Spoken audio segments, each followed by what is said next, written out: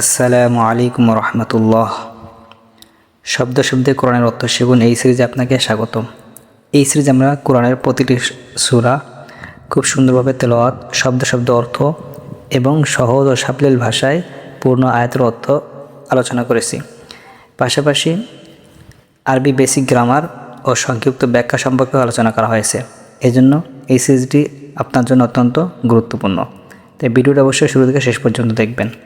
আর যারা আমাদের পূর্বে ক্লাসগুলো দেখেন না অবশ্যই দেখে নেবেন। তো ভিডিওটা শুরু করার আগে ছোট্ট একটা রিকোয়েস্ট, ভিডিওতে একটা লাইক দিয়ে কমেন্টে আপনার মতামত জানাতে ভুলবেন না এবং ভিডিওটা আপনার বন্ধুদের কাছে শেয়ার করে দিবেন যাতে তারাও শিখতে পারে।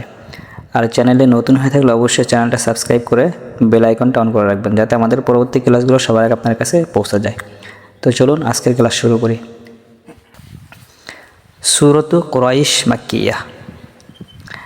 সূরাতু কুরাইশ মাক্কিয়া। মাক্কিয়া শব্দের অর্থ হলো যে এই সূরাটা মক্কায় অবতীর্ণ, যার কারণে সূরাটার শেষে লেখা আছে মাক্কিয়া। কোরআন শরীফের প্রত্যেকটা সূরার শেষে হয়তো বা মাক্কিয়া অথবা মাদিনিয়া লেখা থাকে। তো যেই সূরার শেষে লেখা থাকে মাক্কিয়া ওই সূরাটা হলো মক্কা অবতীর্ণ, আর যেই সূরার শেষে লেখা থাকে মাদানিয়া সেই সূরাটা হলো মদিনা অবতীর্ণ। তো সূরাতু কুরাইশ এই সূরাটা হচ্ছে মক্কা অবতীর্ণ। ওকে, চলুন শুরু করি। বিসমিল্লাহির রহমানির রহিম। আপনারা আমার সাথে একবার করে বলবেন যাতে আপনাদের তেলাওয়াতটাও সহিশুদ্ধ হয়ে যায়। বিসমিল্লাহির রহমানির রহিম। বিসমিল্লাহির শাব্দিক অর্থ আমরা জেনে নেই। প্রথমে হচ্ছে বা শব্দের অর্থ হচ্ছে দ্বারা বা দিয়ে, এরপর হচ্ছে ইসিম, ইসিম শব্দের অর্থ হচ্ছে নাম, তারপরে আল্লাহ শব্দের অর্থ হচ্ছে আল্লাহ।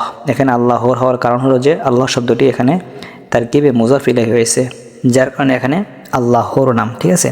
আর রহমান শব্দের অর্থ হচ্ছে পরম করুণাময়, পরম করুণাময়। রহিম শব্দের অর্থ হচ্ছে অতি দয়ালু।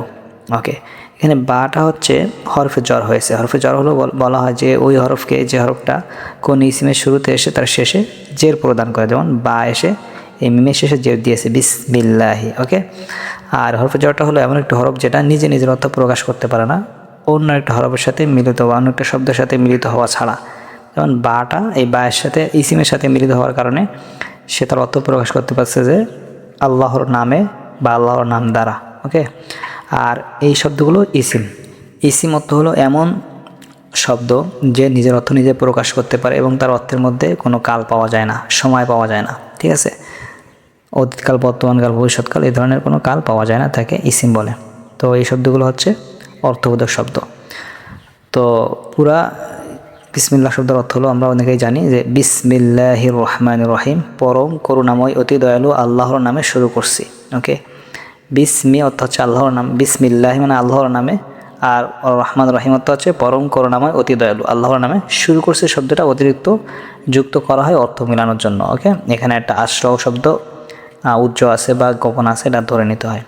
ওকে, এরপর আসেন প্রথম আয়াত। লিইলাফি কুরাইশ। আপনার আমার সাথে একবার করে বলবেন লিইলাফি কুরাইশ। ওকে, তো এই আয়াতের শাব্দিক অর্থ জেনে নেই। লি অর্থ হচ্ছে জন্য বা কারণে, এটা হচ্ছে হরফে জ্বর। হরফে জ্বর কাকে আগে বললাম, ইলাফুন। ইলাফ অর্থ হচ্ছে অভ্যস্ততা বা সুসম্পর্ক, এটা হচ্ছে ইসিম। আর কুরাইশ এটা হচ্ছে কুরাইশ গোত্র, একটা গোত্রের নাম। হচ্ছে আরবের গোত্রের নাম হচ্ছে কুরাইশ, একটা গোত্রের নাম।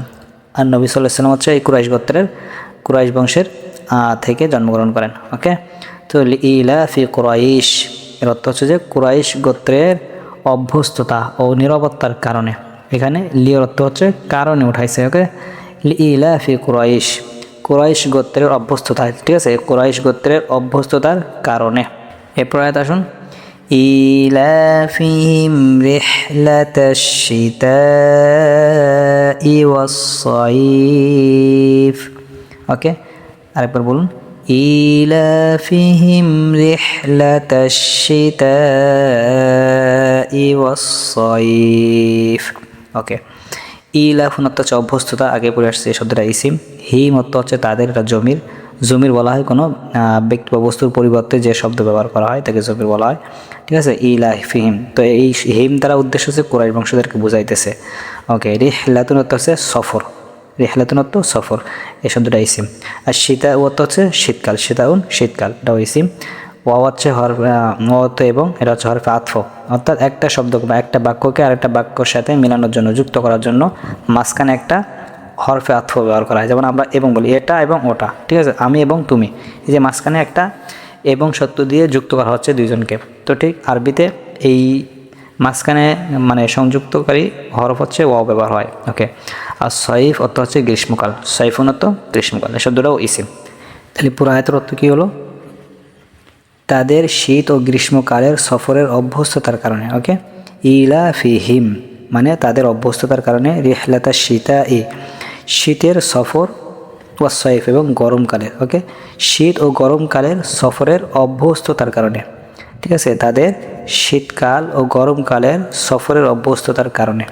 এরপর আয়াত আসুন, ফালইয়াবুদু রাব্বা হাযাল বাইত। ওকে, আরেকবার বলুন, ফালইয়াবুদু রাব্বা হাযাল বাইত। ওকে, ফা অর্থ হচ্ছে অতএব, এটা হচ্ছে হরফে আতফ, ওই ওয়ের মতো আর কি। লাম অর্থ হচ্ছে এটা হচ্ছে আদেশ সূচক অব্যয়, অর্থাৎ হরফে আমর বা লামে আমর বলে, ঠিক আছে। আর ইয়াবুদু অর্থ হচ্ছে তারা ইবাদত করুক, ইয়াবুদু এটা হচ্ছে ফেল। তো ফেলে আমর আর ফেল, ঠিক আছে, ফেল আমর হলো যেই ফেলটা আদেশ সূচক অর্থ বোঝায় তাকে ফেল আমর বলে। আর ফেল অর্থ যে নিজের অর্থ নিজে প্রকাশ করতে পারে এবং তার মধ্যে কাল পাওয়া যায়, অতীতকাল, বর্তমানকাল বা ভবিষ্যৎকাল, ঠিক আছে। ইসিমের মতো নিজের অর্থ নিজে প্রকাশ করতে পারে, কিন্তু ইসিমের মধ্যে কাল পাওয়া যায় না, ঠিক আছে। আর ফেলের মধ্যে কাল পাওয়া যায় যে সে কাজটা করেছে, করবে অথবা করছে, এই ধরনের, ঠিক আছে, হওয়া, কাজ করা বা হওয়া বোঝাবে। তো এখানে হচ্ছে ইয়াবুদু তারা ইবাদত করুক, ফালইয়াবুদু অতএব তারা ইবাদত করুক, রব্বা হাযাল বাইত, রব্বুন অর্থ হচ্ছে প্রতিপালক, হাযান অর্থ হচ্ছে এই হাদা, আল বাইত অর্থ হচ্ছে ঘর, এটা কি ইসিম। হাদা তো ইসমে ইশারা, ইসমে ইশারা বলা হয় কোনো ব্যক্তি বস্তুর দিকে ইশারা করার জন্য, এইটা ওইটা, এই দিকে ওই দিক, ঠিক আছে, এই ওই, এটা হচ্ছে আরবিতে চারটা আছে, হাদা, হাদি, যালিকা, তিলকা, এই চারটাকে ইসমে ইশারা বলে। ওকে, আর রব্বুন প্রতিপালক ইসিম। ওকে, তাহলে ফালইয়াবুদু তারা যেন ইবাদত করে, রব্বা হাযাল বাইত এই ঘরের প্রতিপালকের, এই ঘরের প্রতিপালকের, অতএব তারা যেন এই ঘরের প্রতিপালকের ইবাদত করে, ঠিক আছে। কুরাইশদেরকে উদ্দেশ্য করে বলতেছে যে অতএব তারা যেন এই ঘরের প্রতিপালকের ইবাদত করে। আল্লাযী আত'আমাহুম মিন জু'ইন ওয়া আমানাহুম মিন খাউফ।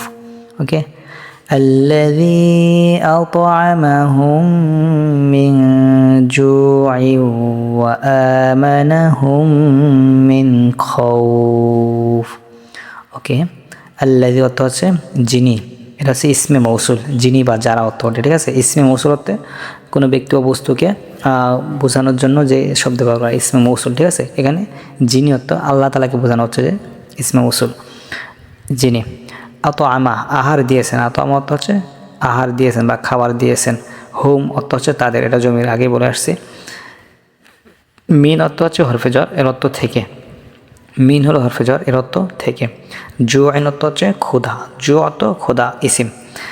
আর ওয়া অর্থ হচ্ছে এবং, এই শব্দটা হচ্ছে হরফে আতফ।